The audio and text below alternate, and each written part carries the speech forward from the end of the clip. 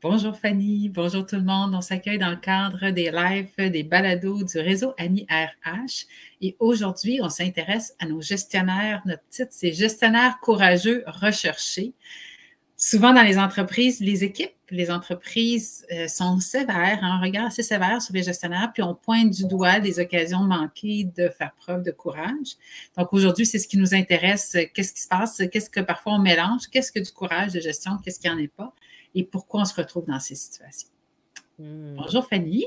Salut Annie, ça va bien? Ça va bien. Oui. Fanny, dois-je toujours te présenter? Je ne le sais plus, je pense que les gens te connaissent bien. Donc, Fanny Element, tu fais partie de l'équipe permanente du réseau Annie RH. Tu es une formatrice senior, coach. Tu fais partie du cœur de notre équipe. Ça me fait plaisir d'être avec toi, Annie. Puis écoute, moi, ce sujet-là m'interpelle particulièrement. Hein. On forme quotidiennement des gestionnaires, fait que c'est toujours un sujet qui est pertinent et intéressant. Et là, excusez ma voix, hein, on est dans les petits virus, fait que j'ai une voix un petit peu rauque aujourd'hui. Annie, tu sais, on sait que c'est de plus en plus difficile d'aller recruter pour des postes de gestion. Hein. On sait que 2024 sera vraiment un moment clé où est-ce qu'on aura plus de milléniaux et de Z sur le marché du travail que de baby boomers. Donc, ça vient aussi avec ce défi-là il y a peut-être moins d'attrait pour des postes de gestion en sachant que ça demande de prendre une charge de travail qui est importante. Puis, il y a beaucoup d'attentes aussi envers les gestionnaires.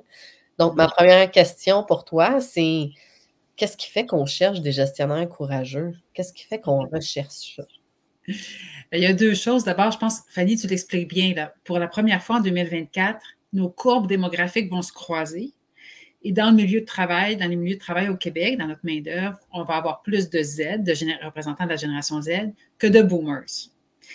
Et là, tu sais, quand tout ça est sorti en début d'année, ça a un petit peu passé sous les radars, mais quand on commence à s'y attarder, on fait comme, oups, ça a des incidences au niveau des gestionnaires, puis au niveau des gestionnaires courageux, parce qu'on sait que nos boomers ont beaucoup défini le progrès et l'évolution dans une carrière comme étant progresser dans la hiérarchie. Il était donc facile de recruter des gestionnaires à l'époque. Nombreux étaient ceux qui appliquaient sur des postes de gestion. Maintenant, Génération Z voit les choses autrement.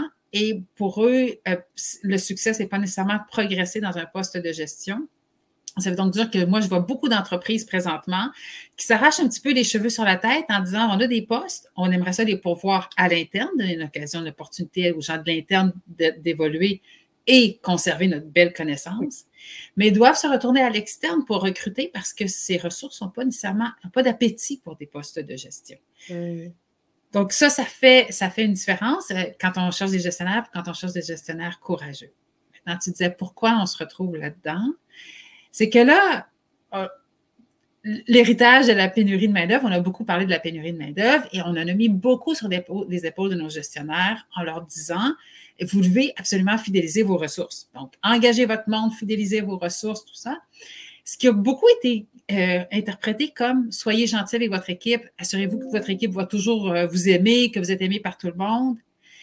Ce qui a un peu paralysé les gestionnaires, ils sont un peu retrouvés les mains coincées. Parce que si on me dit que je dois être apprécié de tout le monde, bien, ça devient très difficile de prendre des décisions courageuses, de prendre des décisions qui seront parfois impopulaires, de gérer les écarts de performance. Et à tard, là, on se piste sur les mauvais chemins en termes de gestion. Donc, des gestionnaires courageux recherchés, c'est en partie parce qu'on crée cette carence-là en leur disant on vous veut courageux et aimé par tout le monde. Non, ça peut pas, on ne peut pas demander ça à la même personne. On peut demander à quelqu'un d'être courageux et d'expliquer ses décisions de façon à créer de l'adhésion le plus possible, certes, mais on ne peut pas dire qu'il faut que tout le monde t'aime tout le temps. Oui, fait que c'est comme travailler sur sa crédibilité, mais aussi, tu sais, quand on parle d'autorité, entre autres dans les piliers du leadership, hein, on parle beaucoup plus de l'autorité aujourd'hui, c'est beaucoup plus le courage managérial que l'autorité à proprement dit, alors qu'à l'époque, on était dans un style de leadership un petit peu plus directif, là, que ça a évolué dans les dernières décennies. Fait que le courage fait partie maintenant un peu de la liste d'épicerie qu'on souhaite chez des gestionnaires, d'être capable de se positionner, prendre des décisions impopulaires, statuer. Donc, c'est intéressant. Et puis là, dis-moi, Annie, oui, ben vas-y, tu voulais rajouter quelque chose? Non, j'allais dire qu'est-ce qui est et qui n'est pas du courage de gestion. Est-ce que c'était ça ton point? Oui. Alors, parce que des fois, il y a confusion. dans les confusions dans tout ce qui est là. Moi, parfois, je croise des gestionnaires qui travaillent de très, très longues heures de travail et qui me diront, tu sais, moi, je suis courageux, j'en fais beaucoup pour l'équipe, je me donne à 100%. On peut questionner tout ça, mais ça, c'est pas ça du courage de gestion. Donc, ça ne s'évalue pas sur la dédication du gestionnaire envers son équipe et son entreprise.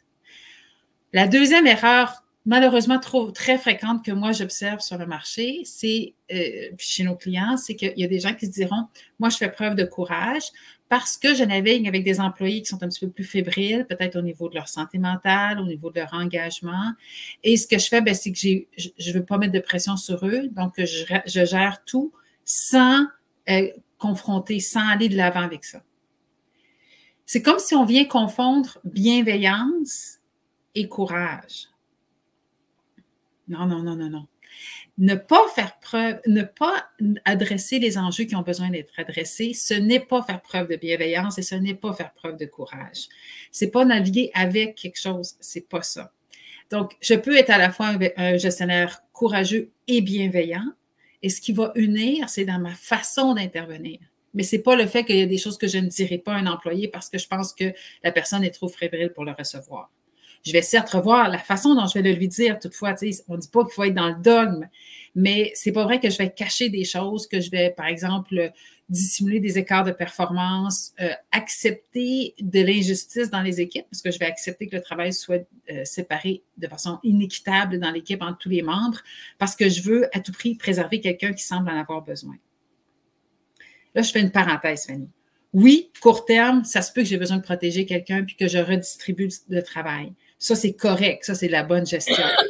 Mais quand je le fais, c'est pas parce que je suis incapable d'avoir des discussions courageuses avec la personne. Et deux, ça a une limite dans le temps.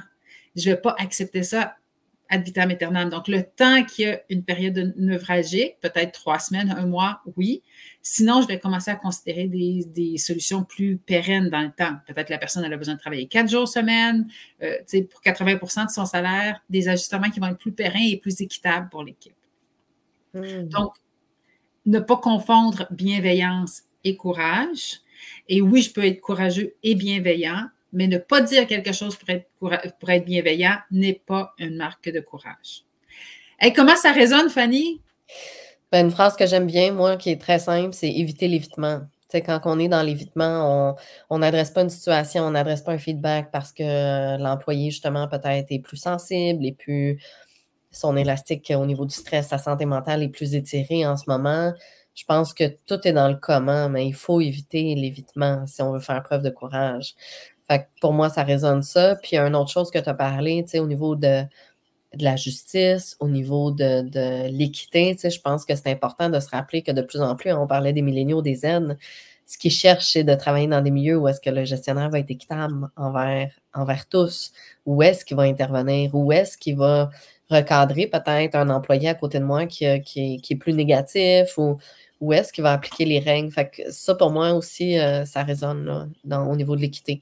Comment l'équité, c'est important, ça travaille non seulement notre courage de se positionner, de dire les choses, d'adresser les situations, mais aussi ça développe notre crédibilité en tant que gestionnaire. Puis, tu sais, ça ramène que c'est à nous, comme gestionnaire, d'intervenir dans ces situations-là. Ce n'est pas aux collègues d'intervenir, c'est aux gestionnaires d'intervenir. Moi, Fanny, une autre chose que j'observe qui est un défi pour le courage des rechercher des gestionnaires courageux, c'est que quand on demande aux gestionnaires s'ils se trouvent courageux, en général, les gens vont nous dire oui. C'est rare qu'un gestionnaire va dire « Moi, je suis une poule mouillée puis je ne prends jamais de décision. » Les gestionnaires vont nous dire « Moi, je suis courageux. » Puis, tu sais, si je me mets dans l'eau, moi, je vais faire la même chose. Ce qui se passe, c'est que quand on nous interroge sur le sujet à titre de gestionnaire, les gens font référence à une décision courageuse, un épisode qu'ils ont fait où ils ont utilisé leur courage de gestion. Puis, généralement, ils ont raison. C'est vrai qu'à ce moment-là, dans ce contexte-là, ils ont fait preuve de gestion. La polarité ou l'incongruence, c'est que quand on interroge les équipes, à savoir s'ils trouvent leur gestionnaire courageux, les équipes, elles ont beaucoup d'aisance à pointer des occasions manquées pour faire preuve de gestion. Fait que là, on se dit, mais voyons, qui a raison, qui a tort? Est-ce que les gestionnaires sont courageux ou ils ne le sont pas? Donc, ils ont raison, les gestionnaires, à leurs yeux, de se considérer courageux, parce que c'est vrai qu'à certains moments, ils ont fait preuve de courage. Mais les équipes ont aussi raison de pointer des occasions manquées de faire preuve de courage. Et derrière ça, je pense, moi, la trame de fond, c'est qu'il y a plusieurs façons d'être courageux. Et quelqu'un qui est un gestionnaire courageux, c'est qu'il va être courageux dans l'ensemble des façons d'exercer du courage de gestion. Tu sais, l'exemple, je te demande, Fanny, tu me diras, tu sais, puis les gens qui nous écoutent, si on s'interroge, puis on se demande, pensez à quelqu'un qui vous impressionne dans la vie pour son courage de gestion, ou son courage tout court. On aurait tous des réponses différentes. Est-ce que tu as quelque chose qui te vient, Fanny? Quelqu'un qui t'impressionne par son courage? Mort ou vivant, alors?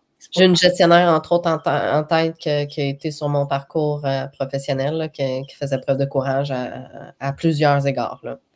Qui avait cette facilité-là, en plus, de l'adresser, de jumeler bienveillance et courage, là, ça faisait partie d'elle. Donc, c'est l'image qui me vient en tête. Alors, parfois, il y a des gens qui auraient pu nous dire, ah ben moi, il y a les politiciens, je trouve que d'aller dans la vie publique, puis de gérer, puis d'être toujours sous l'œil des médias, c'est très courageux.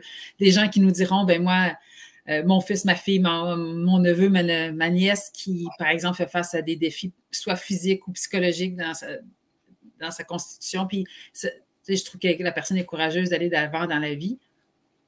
Donc, on a plusieurs définitions du courage, et je prends cet exemple-là pour démontrer qu'il y a plusieurs façons d'être courageux.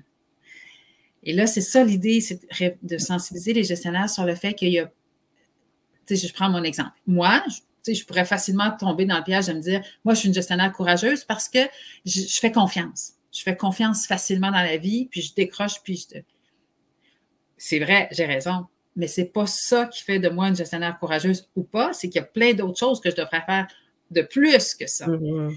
Alors, c'est de sensibiliser les gestionnaires sur le fait qu'il y a plusieurs angles au courage, plusieurs façons d'être courageux et qu'il faut être alerte à l'ensemble d'entre elles et non pas juste ce qui nous est plus facile.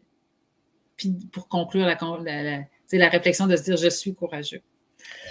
Ça me fait penser, Annie, un peu, la loi du 80-20, il y a 20% de nos tâches ou de nos rôles, responsabilités en tant que gestionnaire où est-ce qu'on doit faire preuve de courage, on doit sortir de notre zone de confort. Les trucs, justement, les situations difficiles qu'on aime moins adresser, ça nous demande de sortir de notre zone de confort. C'est là que je peux dire, moi, je suis courageux, je sors de peut-être ma zone de confort, qui est moins facile pour moi, être dans ma zone de dépassement.